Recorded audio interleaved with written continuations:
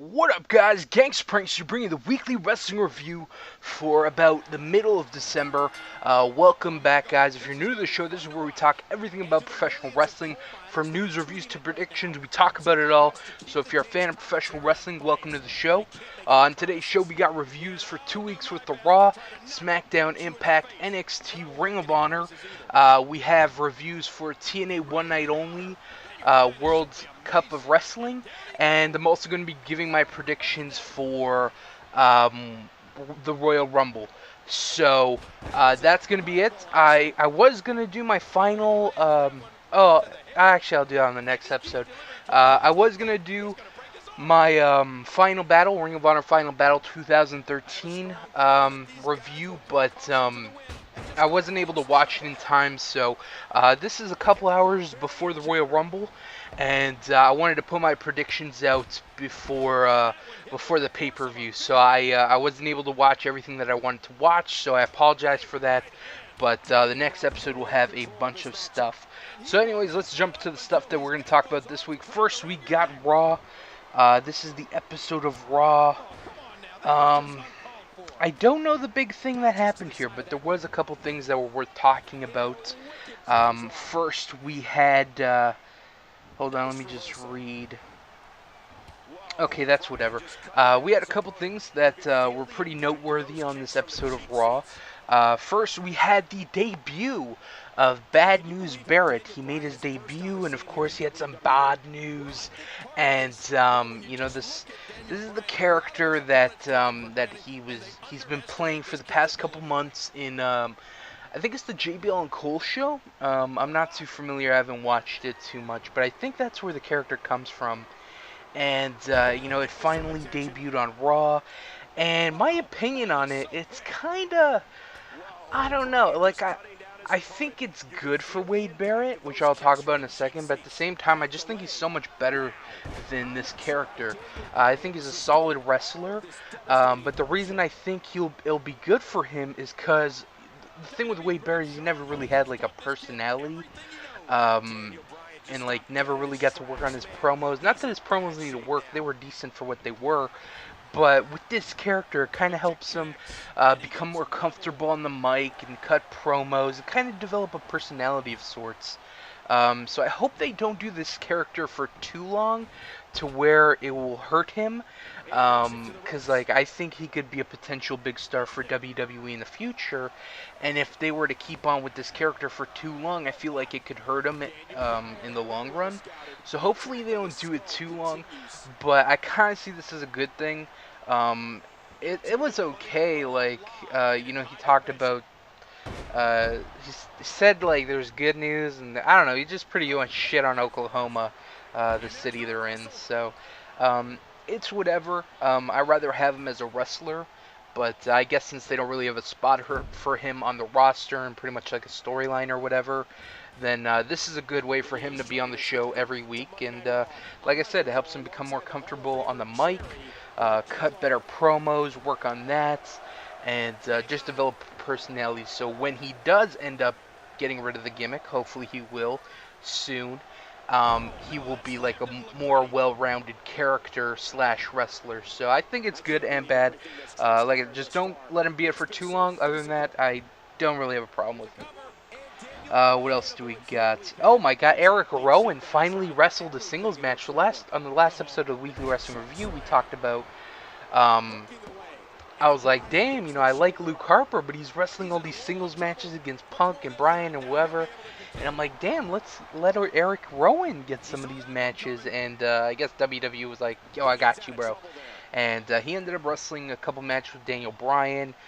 They were good, and just proved, like, I think I'd prefer Harper, but it was just good to see Erick Rowan kind of get some of those single matches as well. So that was good to see.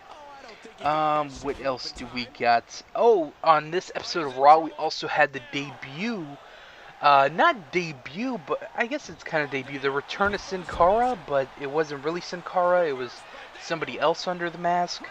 And it, you know, so it's Hunico under the mask, and he is now going to be portraying Sin Cara. We'll talk about that more in the news section. But yeah, it's an interesting thing. Personally, I don't really care for the Sin Cara character. I rather have Hunico. I mean, the Sin Cara character is cool, but if they were to put a guy that that's not on the active roster, a Tyson Kidd might be good for it. Like he's not really doing anything, and he's a good wrestler, and he can do all that high-flying stuff. Now, he's probably pretty apprehensive about it since it might re-aggravate his injury, so I could see if he didn't want to do it. But, with Hunico, he's got the tattoo, so it's like, what the hell, Sin Cara's got this big tattoo now, and, Hunico and Sin Cara, they're completely different. Hunico's, like, huge compared to Sin Cara, and it's just very different watching the Sin Cara from regular Sin Cara. Not that the regular Sin Cara was any good, but it's a noticeable difference if you watch it. So he wrestled with Sin Cara. He did an alright job. He wrestled against Del Rio. They had some pretty good matches. Then match on this Raw and the next episode of Raw, which we'll talk about in a second. What else do we got? I think that's about it. They did the end of Raw for this was the contract signing for the unification match at TLC. We won't be reviewing TLC on this episode. We'll be reviewing it on the next episode. So, yeah, all this was leading up to TLC. So that was that. Next, we got NXT. I don't think there's anything I really want to talk about here. They continue to build up the whole Antonio Cesaro and William Regal thing. And they had Antonio Cesaro come out and apologize to Byron Saxton. And I love this part. Antonio's like, Byron Saxton, I'm going to apologize to you. But I'm going to apologize to you in 5 different languages. I missed that part about Antonio. Remember when he used to do that? Like, I'm going to say whatever in 5 different languages. And he said goodbye, or I'm sorry in 5 different languages. I just thought that was awesome. And a nod to what he used to do. He ended up slapping the shit out of Byron Saxton, kind of trying to bait out William Regal, but William Regal didn't come out. I know they're going to end up having a match on the Christmas edition of NXT. We'll review it on the next episode of the Weekly Wrestling Review. I believe that's when it takes place, but it's a nice little build-up. It does seem very, very, very random, but it's whatever. Like, if they were to have William Regal, I'd rather have him, like, face one of these upcoming talents that NXT has come, like, right now. Like, with Antonio Cesaro, he's kind of already, this match isn't going to really help him because he's already on the main roster. It's not going to help him get any looks. He's already impressed people. That's why he's on the main roster. He's got a good spot with the Real Americans. So, I don't know. This feud just seems kind of pointless other than just have, like, a good wrestling match. But if they were going to use William Regal, I'd rather have him, like, have a match with maybe Sami Zayn. That'd be pretty cool. Who else? Maybe an Adrian Neville, kind of like a old English type match. That'd be interesting. Or British type match. My apologies. But yeah, so that was that. Next we got Impact. This is the Impact where I don't know, but we had the semifinals of the tournaments for the World Championship. We had Jeff Hardy versus Bobby Roode in a tables match. Good match. Hardy won. He went on to the finals he qualified for the finals. One thing I want to talk about this episode of Impact, we had Ethan Carter. I talked about how awesome Ethan Carter was last week. On this week of Impact, so he's been doing this open challenge thing, like, oh, I'm going to challenge people, and blah, blah, blah, and I'm going to beat them just to prove that I'm a huge superstar, whatever. So he ends up challenging Earl Hebner, and this segment was so terrible. Like, from a... I'm going to explain it from 2 different perspectives. From a fan's perspective, this was terrible. Like, this wasn't interesting at all. It wasn't, like, good. It was terrible. Like, it didn't accomplish anything. But from a storyline perspective, it was good, because it showed that Dixie and her people. They have the authority. I guess, should I just call them the TNA authority? I don't know if they have a group, but like Dixie and her people, they can just like bully everyone, and everyone's scared because they have to do whatever, or else they might get fired. It's pretty much the same similar storyline that's going on with WWE, where it's like, this person's in charge, you're crazy with power. All the baby faces don't want to upset them because they'll get fired or penalized somehow, and they just let all the heels run rough shots. So it's pretty much the same thing going on right now. What else did we have? We had nothing else I really want to talk about. That was pretty much it on this episode of Impact, where like this whole Earl Hebner segment was fucking terrible, and I hated every minute of it. Next we have Smackdown. Smackdown has been pretty terrible the past couple episodes. Really nothing. At least this episode of Smackdown was pretty terrible. Smackdown just sucks, man. It just really sucks. It's Raw 2.0, and when I watch SmackDown, I want to watch something different. I want to watch something that I'm not gonna watch on Raw or whatever. I want to watch the old SmackDown, where like SmackDown kind of had its own identity and its own storylines, but it just continues on from whatever happened on Raw, and it's kind of frustrating because it's like it just sucks. I don't know. I want to see something different, and yeah, just SmackDown just blows, honestly. So, nothing I want to talk about there. Next, we had the Ring of Honor show. Ring of Honor was they showed matches from Ring of Honor Pursuit Night 1. And this is going to be the next couple episodes of Ring of Honor. That's usually what they do, especially since it's near the end of the year. I don't think they recorded any new episodes for their TV show, so they're pretty much just kind of filling in their last couple TV episodes with the pay-per-view things that they do. So that was that. Next we got, I think next is TNA One Night Only. Yeah, I believe so. All right, next is TNA One Night Only World Cup of Wrestling. Now, the last thing of TNA One Night Only, which was the World Tournament, I believe. Yeah, it was. That sucked. I really hated that. I just thought it had no redeeming qualities whatsoever. It was a pretty bland show. This show, however, was probably one of the better One Night Onlys. It was actually interesting because you had the whole World Cup aspect to it. So you had 4 teams. You had Team USA, Team UK, Team International, and Team Aces and Eights, because Aces and Eights is their own country. So anyways, let's just get into the pay-per-view. So of course the One Night Only starts off the way every One Night Only starts off, by showing you all the shit that you're going to see throughout the show. I've said this time and time again. It's so stupid. Show me past stuff from TNA World X Cup things. Show me what happened in 2008. Like, all these other World X Cups that you've had. Like, they've have enough footage to show this kind of stuff, but they're like, nah, we're just going to show shit that you're going to see later, because, we want you to be prepared for what you're going to see. So whatever, we get to see shit that we're going to see already. So Jeremy Borash comes out and introduces the team. So like I said, we have Team USA, which consists of Bad Influence, James Storm, Kenny King, and Mickie James. Then we have Team UK, which is Magnus, Rob Terry, Rockstar Spud, Douglas Williams, and Hannah Blossom. Next we had Team International, which was Petey Williams, Funaki, Judas Macias, Sanjay Dutt, and Lady Tapa. And of course, Team Aces and Eights, Mr. Anderson, Doc, Knox, Wes Briscoe, Ivelisse Velez.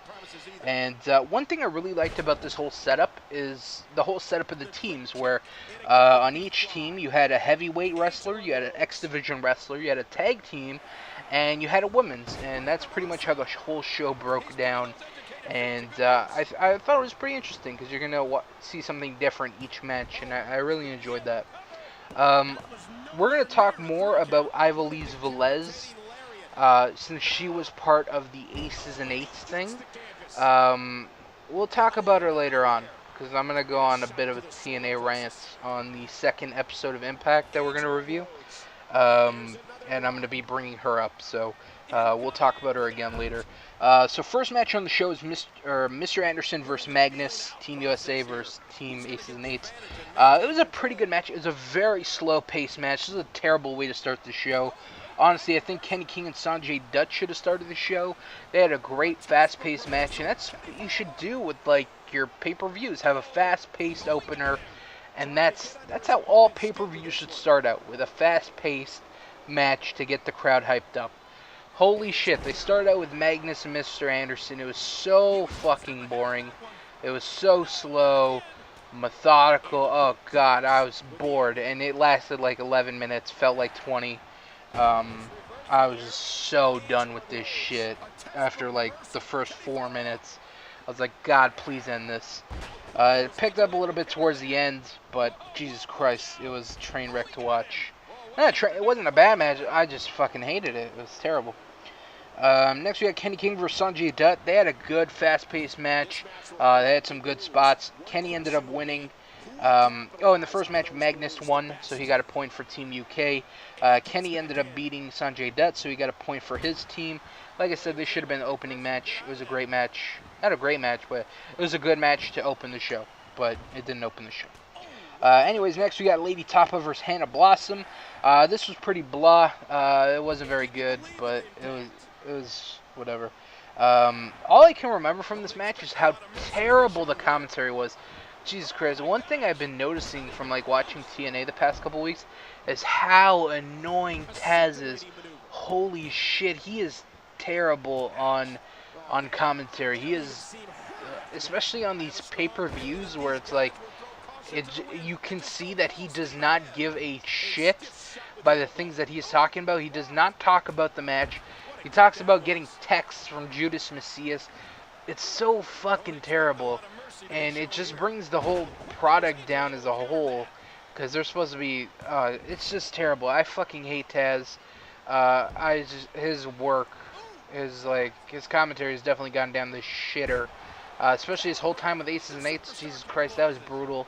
And now it's just terrible as well.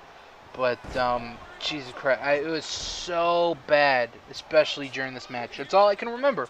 I know the match sucked, but it didn't help because the commentary sucked as well. So, that was that. Next we had Doc and Nux taking on Funaki and Petey Williams. This is a pretty good match. It went on way too long. You pretty much had Funaki get beat up for like 9 minutes. Petey Williams came in for about a minute and a half, and then it was over. It was, oh god, this felt like it went on forever too. They just beat up Funaki they got the heat on Funaki way too long. Way too long. Jesus, just drag on, like, they were dragging it through the mud. Oh god, it's terrible. It ended up being alright, but, yeah, like I said, just dragged on. Next, you got Rockstar Spud taking on Wes Briscoe. Okay match, Briscoe won. Nothing special here. It was just a whatever match. We'll be talking about Rockstar Spud a little bit more later, too, on the second episode of Impact.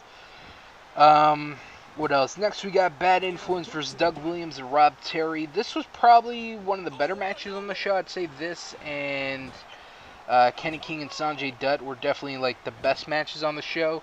Everything else was just decent to okay. So Bad Influence versus Doug Williams, Rob Terry. Good match. Bad Influence ended up winning.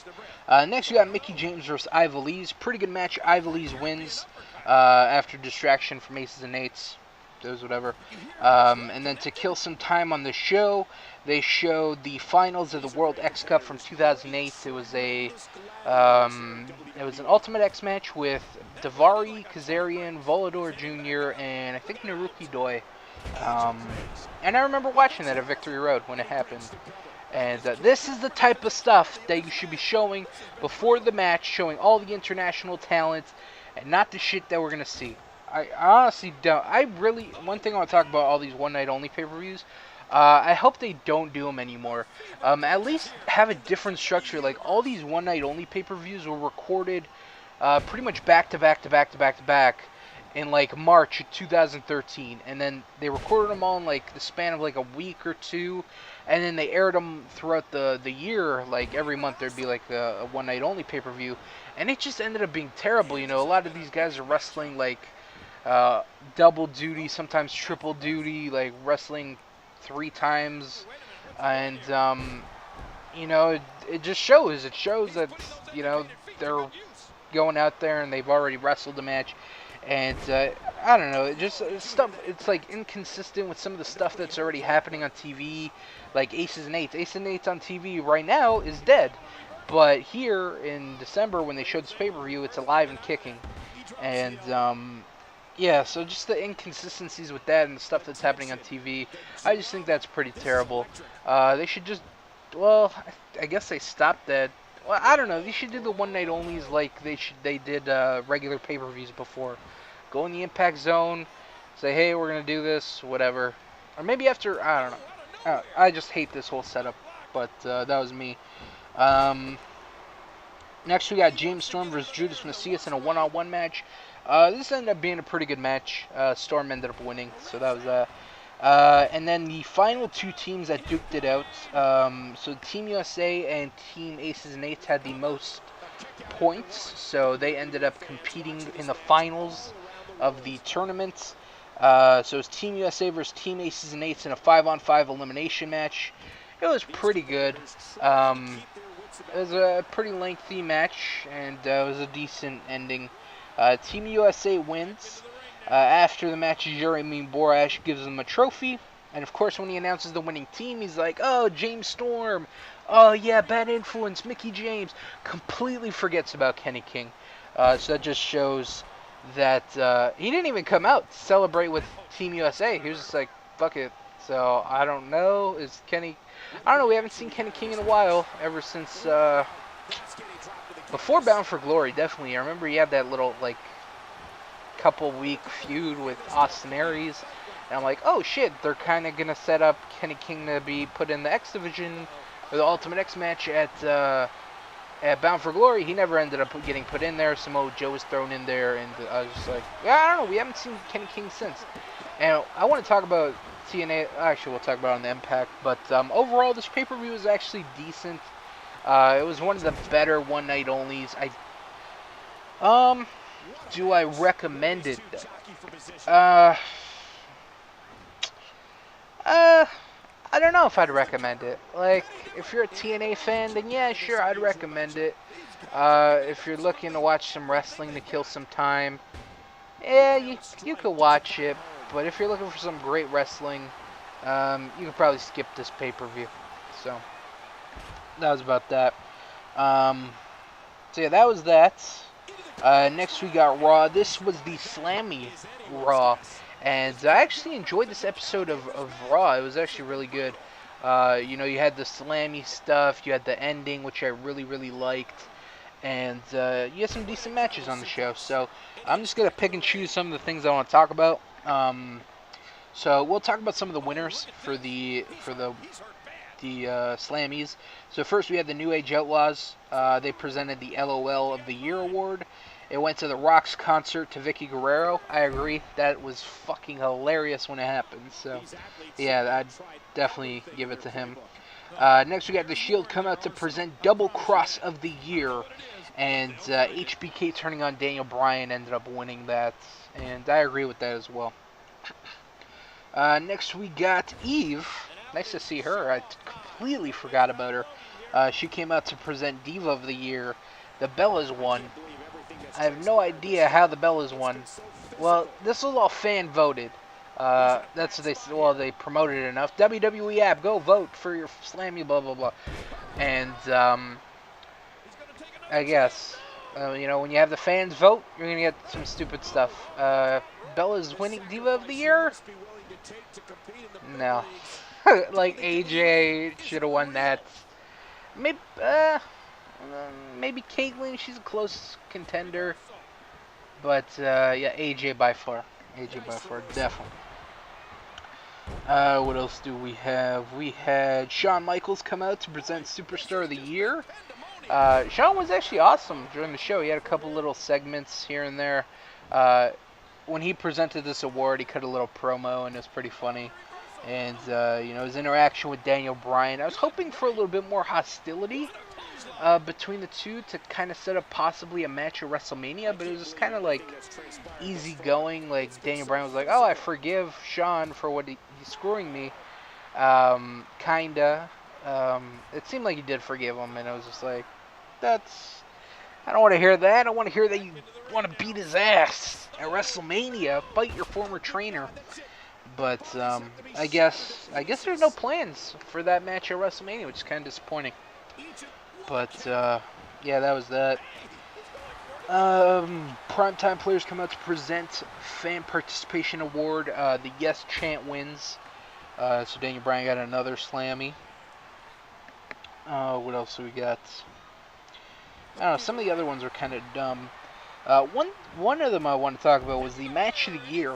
So Bret Hart came out to present Match of the Year, and there was 4 matches. It was John Cena and The Rock at WrestleMania, Undertaker vs. Punk at WrestleMania, Cody Rhodes and Goldust vs. The Shield at Battleground, and Triple H vs. Brock Lesnar at Extreme Rules in a steel cage. When I saw that, I was like, what? That match, there was like, Lesnar and Punk was way better. Bryan and Cena was a hell of a lot better. That was a great match. I don't know why that wasn't on there, but I don't know. It was so stupid. But, yeah, anyways, The Rock and Cena ended up winning, which, whatever. No biggie. No biggie. But, yeah, I just thought the inclusion of Brock Lesnar versus Triple H at Extreme Rules was like, it was mind-blowing. I didn't know what to say. So, that was that. To end out the show, we had a special little thing. So, it was the Authority, and then they were surrounded by the former WWE and World Champions. And, the one thing I really liked about this is, so Triple H was cutting a promo. Okay, so Triple H and Stephanie in the ring, and they're surrounded by all these people. You got, like, Bret Hart, Shawn Michaels, Booker T, Mick Foley, Daniel Bryan, Big Show, Mark Henry, all these guys. And while Triple H is cutting a promo about this match and what it means to be champion, all you hear is the crowd chant, Daniel Bryan, and you could just see the look on Triple H's face. He looked pissed, while everyone else in the ring, they're just giggling, like, God, man, like, why isn't he there? Even Daniel Bryan, he was just laughing, cause like, yeah, I know, you guys want to see me, but we have to watch John Cena versus Randy Orton, and Triple H looked legitimately pissed, like, shut the fuck up. Who cares about Daniel Bryan, So, I would have loved to seen Vince McMahon's reaction if he was in the ring cutting this promo and the fans just exploded on him. Chanting, Daniel Bryan, Daniel Bryan. And everyone in the ring was just smiling like, he deserves this spot. Like, he deserves to be in this match and he deserves to be one of these champions. And he's not, and the crowd's just rallying for him, and finally Triple H, he has to shit all over Daniel Bryan. He makes a stupid joke, and it was just terrible, and, yeah, he just tried to shit all over Daniel Bryan. I'm like, oh, typical Triple H, like, can't let the people have, who they want, but, that was that. What else do we have? So anyways, Orton and Cena ended up coming out, and they were talking about whatever, their match. But the fans didn't care. All they chanted was Daniel Bryan, and, like, everyone in the ring, everyone had a smile, because they're like, no one cared. No one cared about Orton. No one cared about Cena. Everyone cared about Daniel Bryan. And it was just hilarious. Just go back and watch this whole segment and just watch everyone's face in the ring when they chant Daniel Bryan, especially Triple H when he just gets angry as shit. And everyone else is just smiling. But anyway, so they cut some good promos, building up towards the match. It was actually a pretty decent segment. I love the Daniel Bryan chats. I thought they were awesome. They made this segment, even Cena, Well, I think Cena was trying to get the cheap pop, like the rub pop off him by like saying, "Hey, look at Daniel Bryan. He's supposed to be in this match. I gave him a chance, but the Authority, whatever, fucked him over. Blah blah blah." And I don't know. It just seemed like he was trying to get that rub pop that Daniel Bryan was getting, like for him, but it didn't work. They just wanted Daniel Bryan. They didn't want Cena and Daniel Bryan. They just wanted Daniel Bryan. So. That was good. So it ended up with a huge brawl. Cena and Orton fight. Orton punches Punk. Punk gets involved. Triple H throws Punk off him. Punk punches Triple H. Shawn Michaels super kicks Punk. Daniel Bryan hits a flying knee on Shawn Michaels. Orton goes for an RKO on Daniel Bryan. Daniel Bryan tosses him off. He bumps into Stephanie McMahon. She gets knocked down. And then, so she gets knocked down, and then Triple H, I thought this was so stupid, where he pedigreed Orton. Like, instead of checking on your wife to see if she's okay, you have to pedigree this guy and make sure that he gets, buried. Like, I just thought it was so random and terrible. What Orton should have done, or what should have happened was, Orton bumps into her. He rolls out of the ring. He goes up the ramp, and he's just in shock, like, oh my god, I might have hurt Stephanie McMahon. And Triple H looks like he wants to kill Orton. Not pedigree. I thought the pedigree was it ruined this whole thing. I thought, like I said, I think Orton should have just ran out of the ring, run up the top of the ramp, and everyone should have looked at him. All the former champions, Stephanie, Kane, John Cena, Triple H, like, holy shit, he fucked up. And the pedigree really, really killed this for me. Like, it was just so random and stupid, in my opinion. What else do we got? Next, so that was Raw, leading up to the TLC. Next, we got NXT. A couple things I want to talk about. The Ascension, they defended their NXT Tag Team titles against Hunico and Camacho. Pretty good match. Ascension won. Alexander Rusev and Lana, whatever. God, I hate this pairing, man. Like, at first, I was apprehensive. But I'm like, you know what? Let me watch it for a couple weeks. Let me get used to it and see if I like it or not, instead of just shitting on it right away. And I've given it enough time, and I hate the pairing between the two. I hate Lana and Rusev. I just think it's so shitty. Like, I really liked Sylvester Lefort and Alexander Rusev, because they had that Umaga Armando Estrada type relationship, and I think that's better than having this chick that's terrible, and then this guy that has a lot of potential. Like, I think Sylvester Lefort would make Rusev a top guy, instead of having this chick who, in my opinion, is just kind of bringing him down. I don't know, that's just my opinion on it, though. I really, really, really don't like her. Next, you got Impact. Now, this is an Impact that I want to spend some time on some stuff. So this was the whole Impact with the Feast or Fired. So what do I want to talk about first? We'll talk about that. Bad Influence versus Eric Young, Joseph Park. The match was blah. Park and Eric Young win. After the match, EY says the reason Park can't find his brother Abyss is because Joseph Park is Abyss. And I don't know where this storyline's going. So what are you going to say about Abyss? That he has multiple personality disorder? That, like, how did he become Joseph Park? Like, I don't understand that. Whatever, they can explain it. Just to me, it just seems really retarded. What else do we got? Next, we got, Rockstar Spud. So I want to talk about him a little bit. So throughout the show, Rockstar Spud is driving around Georgia looking for AJ Styles so he can take back the TNA World Heavyweight title. And these were great. These were a great series of videos and promo packages that this made me really become a Rockstar Spud fan. Like, I was really liking him up to this point. Like, he had some good backstage segments.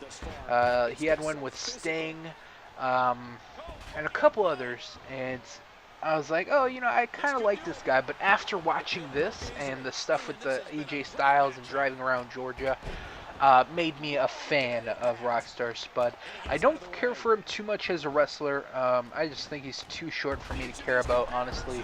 Um, but as a character, as this Weasley servant, the chief of staff of Dixie Carter, I think he plays it very, very well. He he he does the job. He's great. He does this very, very well, and it's like this thing was made for him. And I love Rockstar Spud. Shit, I gotta say it. He is the best. The chief of staff, he's just hilarious. The way he walks and interacts and his hair and his bow tie. He's just awesome. He's fucking awesome. I love him. What else do we got? Oh, alright. Next we're gonna go on a bit of a TNA rant. We're gonna go on a couple TNA rants for the rest of the show. So this whole show, you only had 3 matches on this show. You had Bad Influence versus Erick Young and Joseph Park. You had an X Division title match and a Feast or Fired match. So we'll talk about this in a second. But for about an hour of Impact, there was no wrestling whatsoever. It was all in-ring promos, backstage segments, and I was like, wow, that's terrible, man. There's no wrestling on your show for a whole hour? Like, that, I thought that was just really shitty. So that's the first thing. Second thing, so we have Gail Kim. She comes out, she issues an open challenge. She's been doing this for the past couple weeks. ODB comes out, and she's like, I'm here to fight Tapa. Brawl breaks out. Gail and Tapa double team ODB until Madison Rayne makes the save, and she makes her return to TNA. Here's where the rant begins. I'm really sick and tired of TNA doing the same storyline over and over and over again. They've been doing the same shit with the knockouts for the past couple years. Like, really, if you really look at it, where a former knockout comes back and eventually they win the title. They did it with Velvet Sky. They did it with Gail Kim. They did it with Tara. They did it with Angelina Love. They did it with ODB. And now they are doing it with Madison. And I'm like, this is the same recycled garbage that we see all the fucking time. We see these former knockouts come back, make a return, and bam, they're champion. And it's like, it's so frustrating. Like, I listed the names of divas that are knockouts that we've seen, and this the same shit, same storyline, all the same. And I really wish they would bring in some new knockouts, like Ivelisse Velez. That we're gonna bring her up. She's a girl that, like, I thought was so good. Like, she wrestled in Gut Check against Lady Tapa, whatever, Lady Tapa won. But, like, I don't know why you wouldn't sign her anyways. Like, she's really good. She had an awesome match with Lady Tapa. She did the World Cup of Wrestling. She was on Team Aces and Eights. And that's another thing, like, what happened to the whole Brooke Tessmacher, whatever? Like, why didn't you have Brooke Tessmacher on this pay-per-view? Or, why didn't you have Ivelisse Velez become the knockout for the Aces and Eights instead of Brooke Tessmacher? I don't know, whatever. I thought that was a wasted opportunity as well, looking back on it. But, I don't know why they don't have Ivelisse Velez on their roster. I think she's a solid women's wrestler. I think she would add a lot to the product. You know, she doesn't have big tits and a big ass and blonde hair. She's different. She practices in the MMA stuff, and, she has a different style of wrestling, and more holds and grapples and stuff and submissions. And I think she would really fit in NXT, or not NXT, and the TNA knockouts, because the knockouts the one thing I really liked about the knockouts is you had all these different people. You had Karma, you had ODB, you had Velvet, you had Angelina Love, you had Roxy Laveau, you had Gail Kim, you had Tracy Brooks, you had all these different, Jacqueline, who's the other one? Jacqueline, I don't know, whatever. Eventually they had like Hamada and Sarita and just all these different type of ladies. You know, Sarita from Mexico brought in a high-flying style. You had Hamada with the more stiff style from Japan. And that's what I really liked about the knockouts, is having all these different women come in, and that's what the knockouts was, just having a bunch of different women wrestlers that weren't your typical looking divas, and just that was going to be the knockouts, the opposite of the divas. That's what it was. And now it just seems like the knockouts are the divas Like that's what it is. Like you have Gail Kim and Lady Tapa, and then you got AJ Lee and Tamina. It's the same fucking shit. You know, there's no difference. I would actually say that the Divas division is probably better than the Knockouts, just for the simple fact that TNA has no knockouts. Like they might have a couple. Like I know they got Lady Tapa, ODB, Velvet, but she doesn't really wrestle.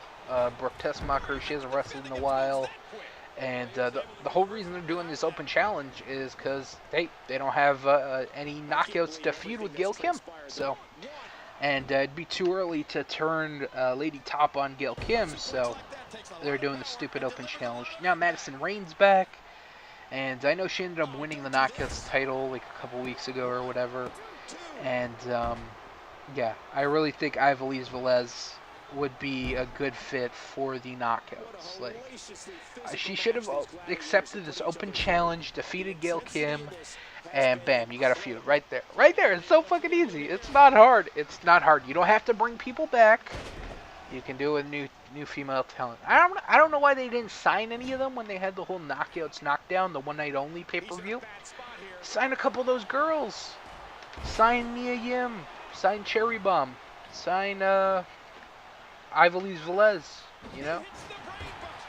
But whatever. They're not yeah. So that's my knockout rant. Next we got an X Division. Well, not an X Division rant, a Chris Sabin rant. So next match we get Austin Aries versus Chris Sabin for the X Division title.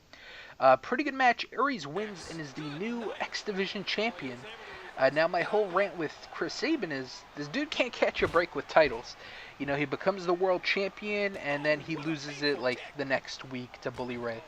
And then he wins the X Division title Bound for Glory, and then he loses in his first title defense. I'm pretty sure that was his first title defense. He didn't defend it since Bound for Glory. That's over a month and a half. I'm pretty sure. I'm almost like 90% sure. But yeah, he lost in his first title defense. So it's like, I thought they had really big plans for Chris Sabin, but it just seems like they don't. So yeah, poor Chris Sabin. I feel bad for him. And last but not least, we have the Feast or Fire to end the show. It was a pretty good match. It was whatever. Gunner, EC3, Chavo, and Zema Ion win. And immediately when I heard who won the match, I'm like, I know who has each briefcase. I'm like, well, there was two things. I'm like, Chavo either has the tag team division or the tag team title shot, or the Fire. He's getting fired because he hasn't appeared in like 4 months.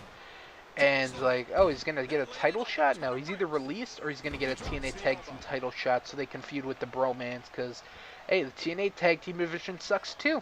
The tag team division sucks, the X division sucks, and the knockouts suck. It's just the truth. So I thought maybe there's a chance that he got the tag team titles, but then I'm like, nah, he's getting fired. I don't see any of these other guys getting fired.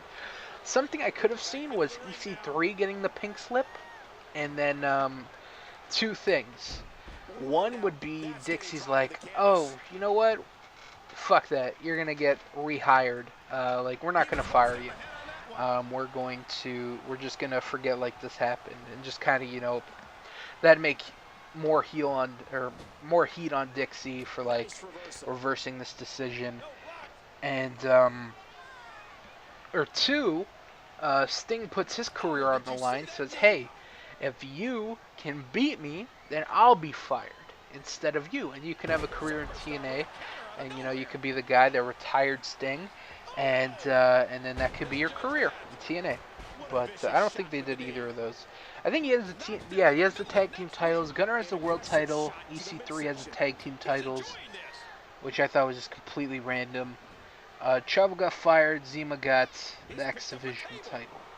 I thought it was a possibility Zema Ion would get fired too. But, yeah, you know, just kind of putting the thing with the Bromans, it'd be kind of a letdown. But I think it would have been better if EC3 got the pink slip instead of Chavo. You let Chavo and Hernandez feud with the Bromans, since the Bromans have no one to feud with. And then, you know, have the whole Ethan Carter thing.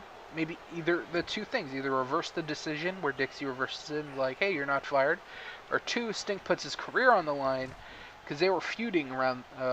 This is when they started their feud, so that would have been interesting. Do I want to talk about the match? There's just some couple things that were just kind of dumb in this match, or just a couple of things that I noticed during the match.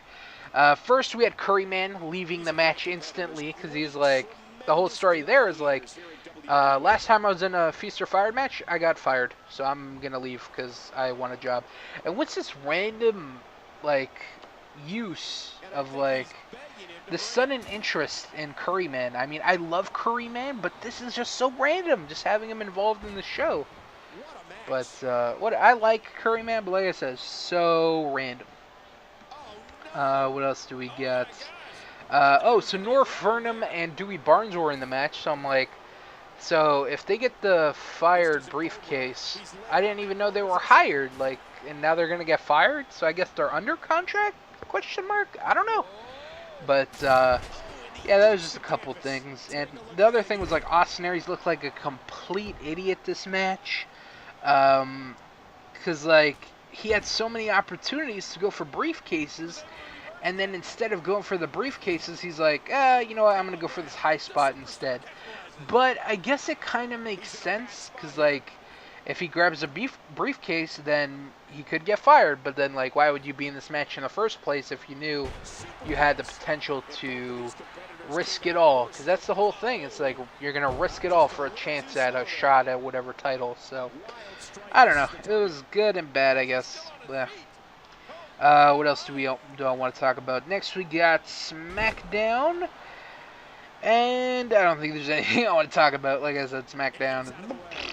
It's a shitter, but I think that's about it. You know, Final Battle, I didn't get to watch all of it. I'm about halfway through, and I'm not going to give half a pay-per-view review, so we won't do that.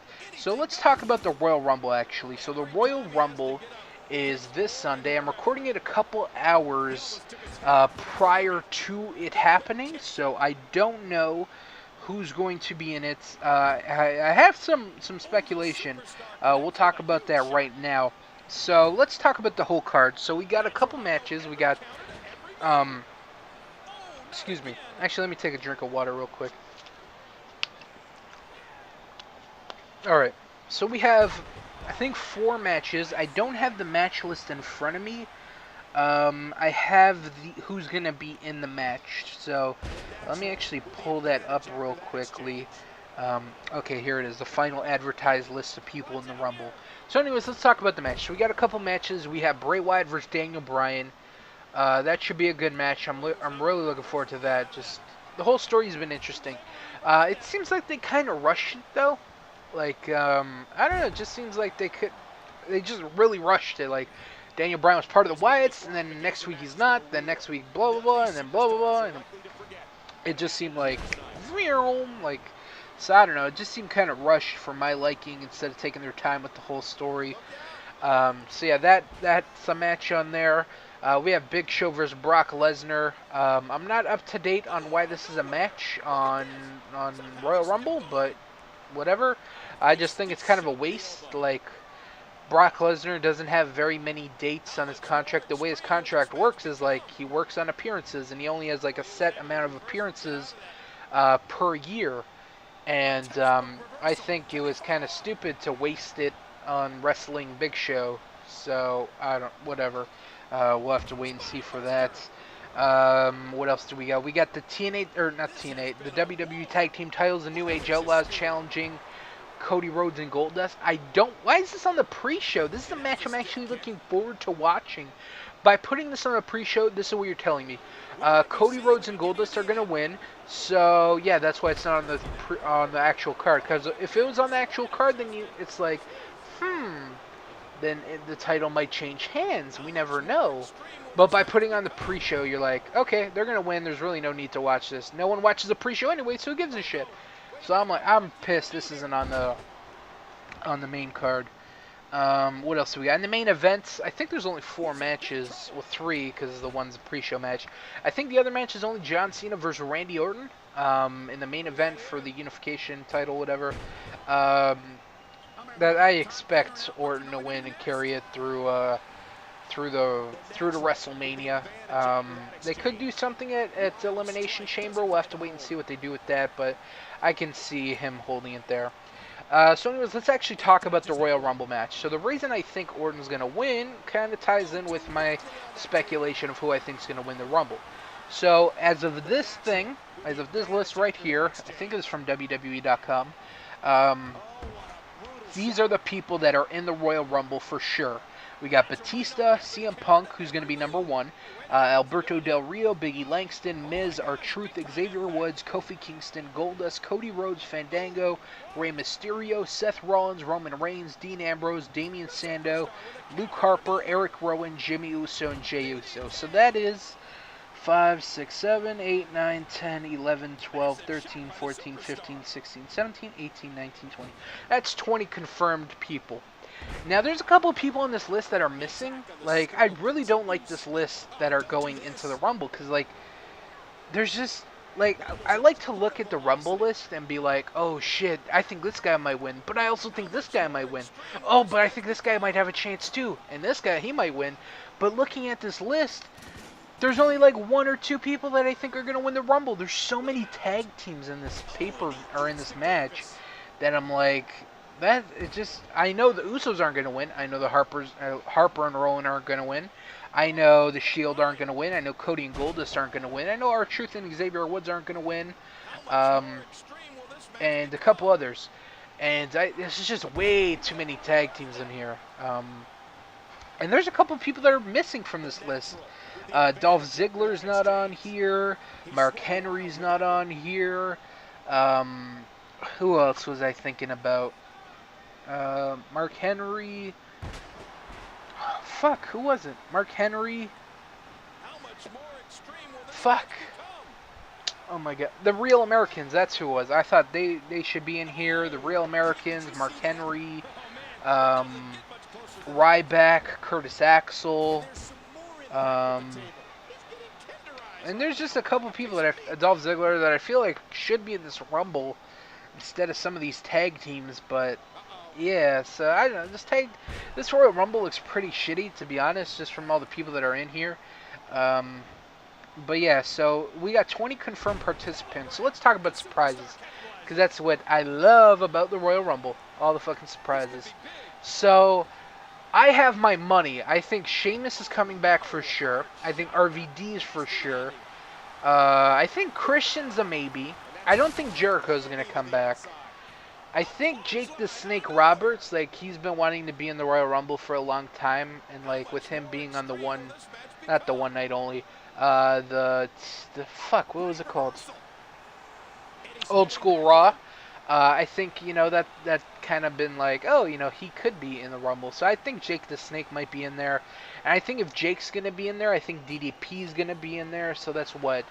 RVD, Sheamus, we'll throw in Christian, Jake the Snake, DDP, so there's about 5 other guys. But that just depends, like, is Mark Henry going to be in here? Is Dolph Ziggler going to be in here? Are some of the other guys on the WWE roster going to be in here? Because I don't expect 10 surprises. No, I think that's too many. 5, I think 4 or 5 surprises each Royal Rumble is fine. And I definitely see Sheamus and RVD. Those are 2 for sure. Christian, Jake the Snake, and DDP. I think those could happen. I don't know. X-Pac kind of teased being in the Rumble.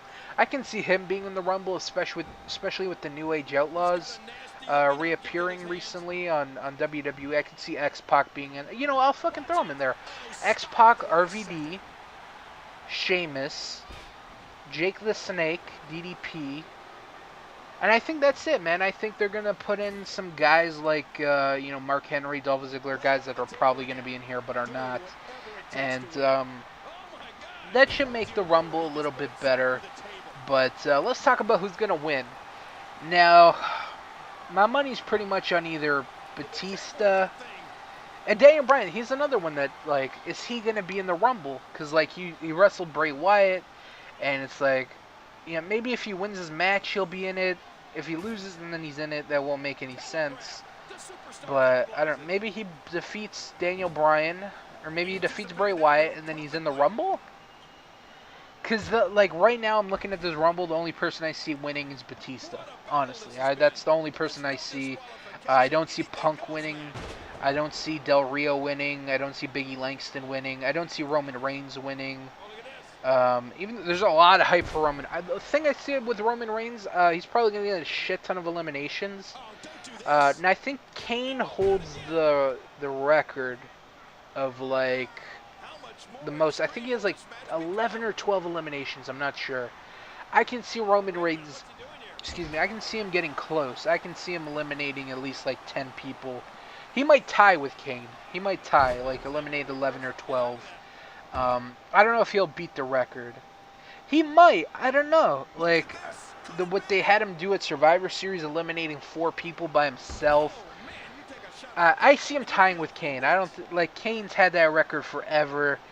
I think that should be special with him, like kind of like Undertaker's streak, and just Undertaker's streak of WrestleMania and Kane's streak in the Rumble, defeating or eliminating, I think 10 or 11 p. I don't remember, but I think Roman Reigns will tie with him. But God, who else? I don't know. I think that Batista's like the only person that I can see winning this. Like, if RVD comes back, I don't see him winning. If Sheamus comes back, the only other person I could see winning is Daniel Bryan, but that's like if he's in the match. And I don't know if he's going to be. If he is, I'll call Daniel Bryan, but as of right now, my number one pick, and probably the only person's pick, is like Batista. And that's what I hate about this Rumble. You look at the Rumble and you're like, that guy's going to win. That's it. That's it. You can pick them. I love the other Royal Rumble. You know why? I honestly think they should have put in a 40-man Royal Rumble, because they got so many guys. Like I said, Real Americans, Mark Henry, Ryback, Curtis Axel, Los Matadors, the Primetime players, and then you could fit in like all those surprises. I don't know. I don't know. But yeah, Batista's like my only number one person for winning this. Like if you have anybody else besides either Daniel Bryan or Batista, you're crazy. Honestly, that's it. So that's it. It seems like a disappointment. Hopefully, it's a little bit better than what I'm going in with. I'm going in with low hopes, like low expectations. So hopefully, like it delivers and blows my expectations out of the water. I'd love that. But as of right now, it's not looking too good. There's a couple matches that look good. The other matches should be good, but yeah, Royal Rumble looks like shit. So, those are my predictions for Royal Rumble 2013. Leave me your predictions or results. Depends whenever you're watching this. What do you think of the Rumble? All that good stuff. Please don't spoil anything for me. If I didn't watch it, I don't know. We'll see. I'm gonna try and watch the Royal Rumble match as soon as I can. So please don't spoil anything for me if you've seen it already, and I haven't seen it already. So, I think that's going to be it for this episode of the Weekly Wrestling Review. There's a couple more things I want to talk about, but I guess it can wait for the next episode of Weekly Wrestling Review. Like, I know I was supposed to give a review for the TNA or AJ Styles Leaving an Impact DVD. Sadly, I didn't get a chance to watch it. Well, I did get a chance to watch it, but I want to watch it again to bring up some certain points in the DVD. So I apologize for not having that ready, but on the next episode of the Weekly Wrestling Review, we're going to have reviews for WWE TLC. We're going to have reviews for Ring of Honor Final Battle 2013. I'm going to try and have a review for that AJ Styles Leaving an Impact DVD. And what else? Total Divas. That's something I didn't talk about this episode that I wanted to. I didn't get a chance to watch it, so we'll review the last couple episodes on the next Weekly Wrestling Review. So I apologize. This kind of rushed. I kind of rushed it so I could do the pay-per-view predictions for Royal Rumble because I wanted to get this out before the Rumble. Or I wanted to go up like during the pay-per-view. And then maybe you guys can watch it after. If you're not watching the pay-per-view, you can watch this. And let me know your thoughts and opinions. Who do you think's going to win the Rumble? And all that good stuff. So I want to thank you guys for watching. Hope you guys enjoyed. Catch me next time. And until then, guys, peace out.